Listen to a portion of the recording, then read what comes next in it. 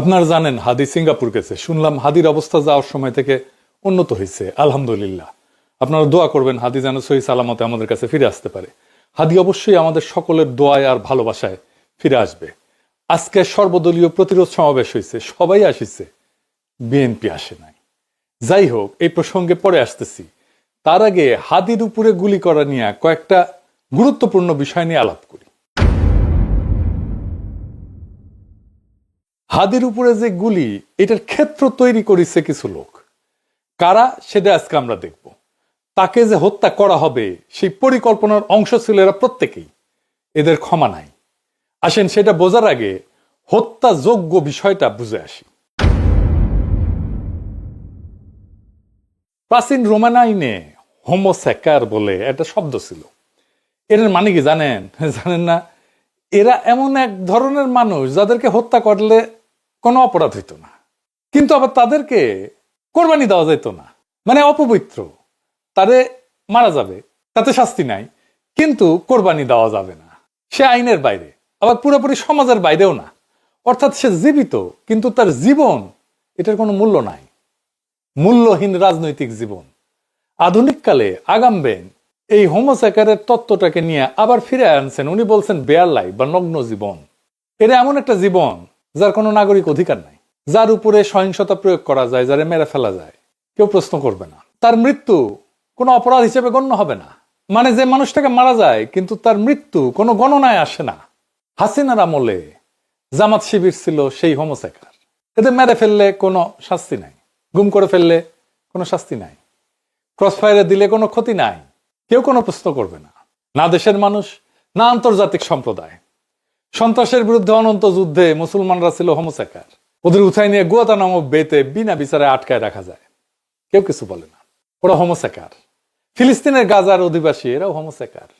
এদেরকে বোমা ফেলে নিশ্চিহ্ন করে দেওয়া যায়, পুরা জনপদ মাটির সাথে মিশায় দেওয়া যায়, কেউ কিছু বলে না। হাদিও হোমোসেকার ছিল, তারে হত্যাযোগ্য বানাইছিল কিছু মানুষ। আসেন দেখি তারা কারা। আগের ভিডিও শোনেন। বিখ্যাত মানুষ, প্রচুর বিখ্যাত মানুষ, হ্যাঁ, জাতীয় এবং আন্তর্জাতিক ভাবে বিখ্যাত। তার বক্তব্যটা শোনেন। আজকে দেখেন ইনকিলাব মঞ্চ নামে একটা মঞ্চ দাঁড় করানো হয়েছে এবং বিভিন্ন জায়গায় এরা গিয়ে ঢাকা শহরে এই বিল্ডিংটা ভেঙে দিচ্ছে, অমুক জায়গায় গিয়ে কোনো কিছু একটা মবের মতো করে করছে। শুনলেন তো, ইনকিলাব মঞ্চ কোনোদিন কিছু ভাঙছে? ওটা তো একটা কালচারাল ফ্রন্ট। গান বাজনা করে, কবিতা আবৃত্তি করে, বইপত্র আছে, লাইব্রেরি আছে। ওকে দেখাতে পারবে হাদি কখনো ভাঙতে গেছে? পারবে না। কিন্তু ঘৃণা উৎপাদন করে যারা ওর মতো মিলিটেন্ট সেকুলার না, তাদেরকে ওই গেলায় সে আবার সার্টিফিকেট দিতেছে বিএনপি রে। এটা দেখানো দরকার, কারণ এই যে যারা ঘৃণা উৎপাদন করছে তারা কারা আসলে, কার সাথে অ্যাসোসিয়েটেড, কোন রাজনৈতিক দলের সাথে অ্যাসোসিয়েটেড। বিএনপি র সার্টিফিকেট দিতে পরপর 3 টার্ম নাকি বিএনপি ক্ষমতা আসবে। শুনেন, আমি মনে করি যে বিএনপি আগামী, আমার ধারণা যে বিএনপি মিনিমাম আরো 3 টার্ম ক্ষমতায় থাকবে।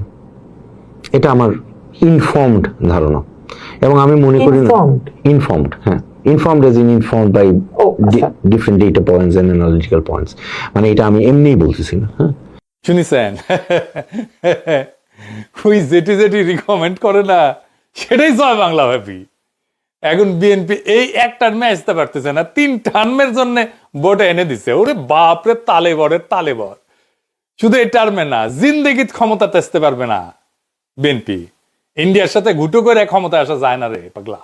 বাংলাদেশে আর ক্ষমতায় আসা সম্ভব না ইন্ডিয়ার সাথে ঘুটু করে।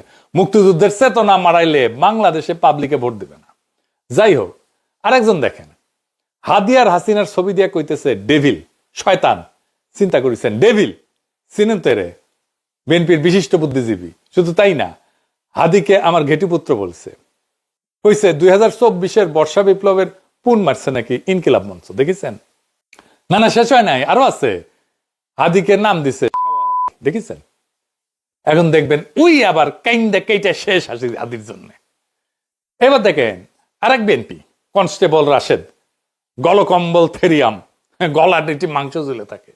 এর একটা হোয়াটসঅ্যাপ গ্রুপ আছে বিএনপির, সেটার অ্যাডমিন সে, এটা ওর একমাত্র যোগ্যতা। সে দেখেন কি লিখেছে, দেখেন হাদিরে বাটপার বলতেছে, ভণ্ড বলতেছে, কারণ সে ভোটে দাঁড়াইছে। দেখেছেন? মানে কেউ ভোটে দাঁড়াইতে পারবে না। বিএনপির বিরুদ্ধে ভোটে দাঁড়াইলে সে ভণ্ড, সে বাটপার। শুধু তাই না, হাসনাতকেও সে ভণ্ড বলতেছে, বাটপার বলতেছে। মানে হাসনাতকেও খাইয়া দেওয়ার একটা পরিকল্পনা আছে বিএনপির লোকজনের।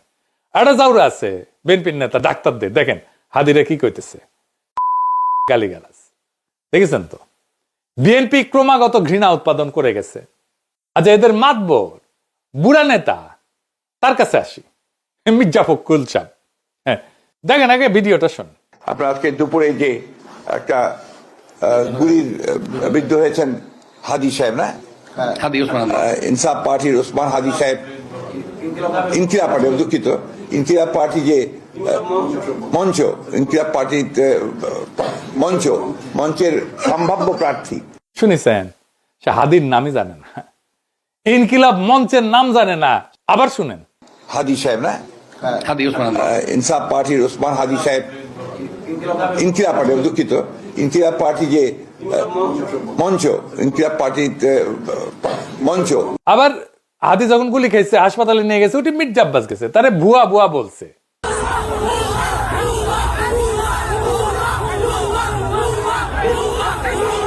এর জন্য হুঁশিয়ারি দিতেছে মির্জা ফখরুল, শুনেন।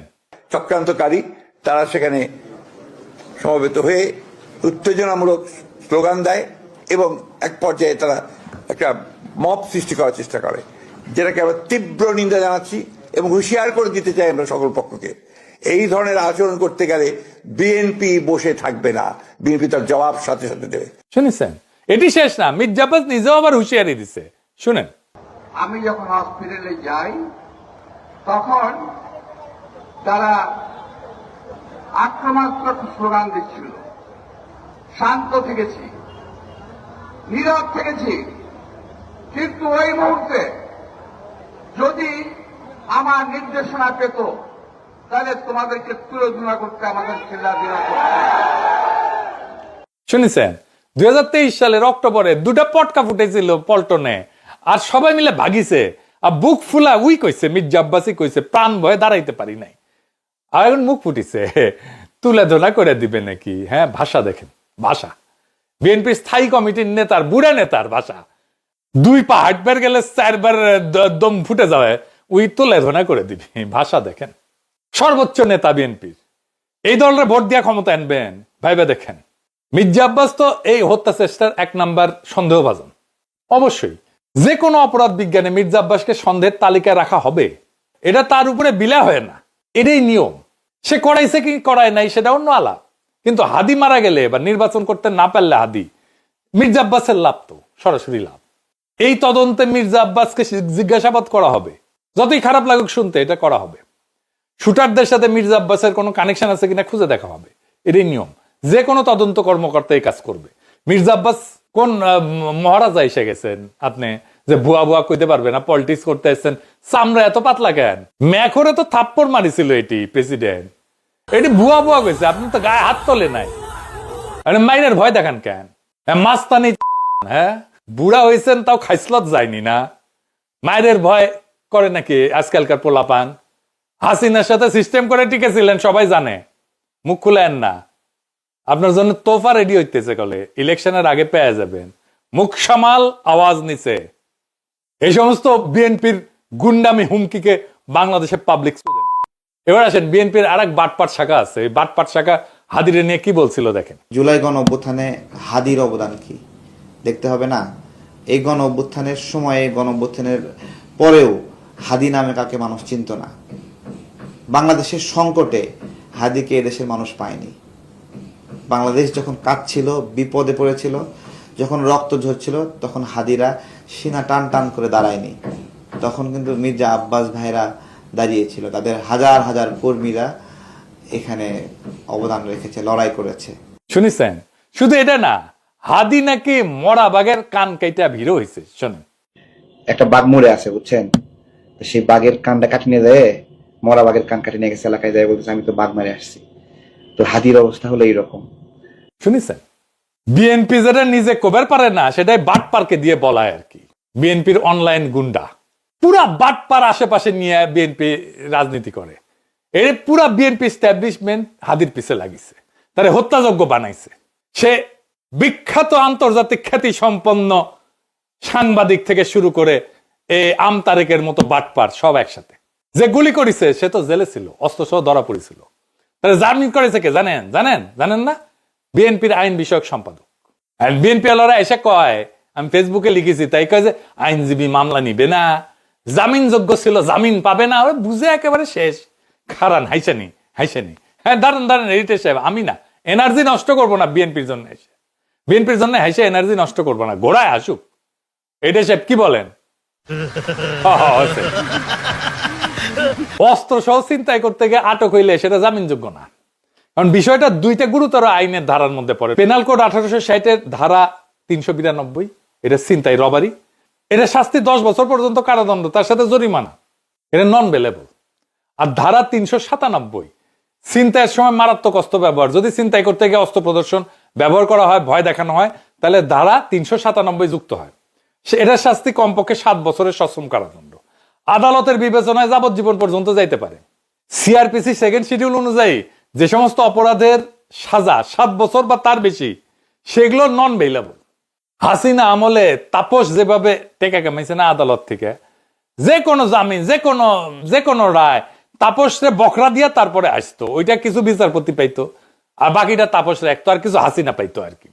এইভাবে এই বিএনপির আইন বিষয়ক সম্পাদকে দান্দা করিচ্ছে এখন, ওর কালে টাকা আর টাকা, সব আওয়ামী লীগের তারে ধরে, আর জামিনের ব্যবসা করে লাল হয়ে যেতেছে। ওই বিএনপির আর একটা ফ্রন্ট আছে, স্মার্ট ফ্রন্ট, হ্যাঁ, জামাইকোটার বুদ্ধিজীবীর নেতৃত্বে।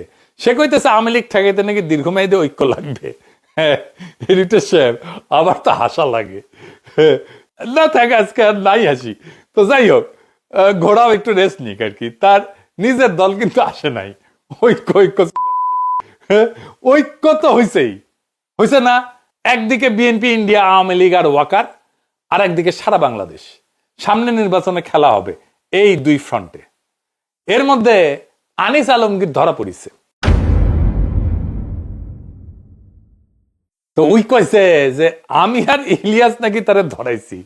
সম্পাদক পরিষদ বিবৃতি দিচ্ছে, বাক স্বাধীনতা, ওরে বাপ রে। আবার হাসিনার দালাল বিবিসি লিখিচ্ছে যে আওয়ামী লীগ সরকারের সময় ভয়ের সংস্কৃতি গড়ে তোলার যে অভিযোগ উঠেছিল, এখন আবার সেই ভয়ের সংস্কৃতি ফিরে এসেছে কিনা সেই প্রশ্ন উঠছে। ওরে বাবা, এই বিবিসি বাংলা 2009 থেকে 2024 দীর্ঘ 15টা বছর স্থায়ী আওয়ামী ফ্যাসিবাদের যুগ প্রতিষ্ঠায় এবং খুনি হাসিনার ভয়ের রাজত্ব কায়েমে বিবিসি বাংলা অসীম সাহায্য করে গেছে, সহযোগিতা করে গেছে, পৃষ্ঠপোষকতা করে গেছে। আজ তাদের চেতনা জায়গা উঠছে, বিবেক জায়গা উঠছে, তারা আজকে আবিষ্কার করছে ভয়ের সংস্কৃতি ছিল। হ্যাঁ, যারা ফ্যাসিবাদের সময় ভয়ের ভাষা তৈরি করছে, তারাই আজকে ভয়ের সমালোচক সেজে বসছে। মানে কতখানি দেউলিয়া হইতে পারে এই সাংবাদিকগুলা। হ্যাঁ, ফ্যাসিবাদের বিরুদ্ধে বয়ান তৈরি করা যাবে না, এটা স্পষ্ট বার্তা দেওয়া হয়েছে। আমরা আরো দাবি করি যে নতুন আইন করে লুটেরা, খুনি, ফ্যাসিস্টদের পক্ষ অবলম্বনকারী দালাল সাংবাদিক, শিক্ষাবিদ, তথাকথিত সাংস্কৃতিক কর্মী, কালচারাল ফ্যাসিস্ট, এদের বিচার কইরা যাবজ্জীবন কারাদণ্ড দিতে হবে, নয়তো হাদির রক্তের উপর দিয়ে যে ঐক্য প্রতিষ্ঠা হয়েছে, সে ঐক্যই আগামীর বাংলাদেশ, ওই ঐক্যই আগামীর বাংলাদেশের নেতৃত্ব দেবে। দেশের গণতন্ত্র, মানুষের অধিকার ও জাতীয় স্বার্থের বিরুদ্ধে যে কোনো দমনমূলক ফাঁসিবাদী ও পরাধীনতামূলক রাজনীতির বিরুদ্ধে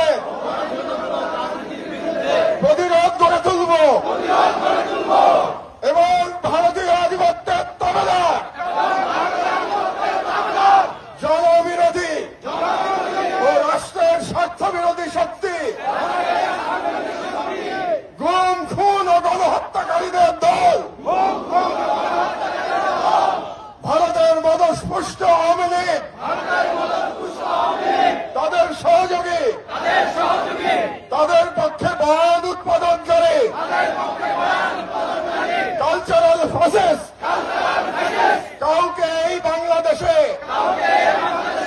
অপরাজনীতি করতে দেব না। সেই নতুন বাংলাদেশ গড়ার লড়াইয়ে হাদি আমাদের সাথে থাকবে। হাদি সুস্থ হয়ে ফিরে আসবে ইনশাল্লাহ।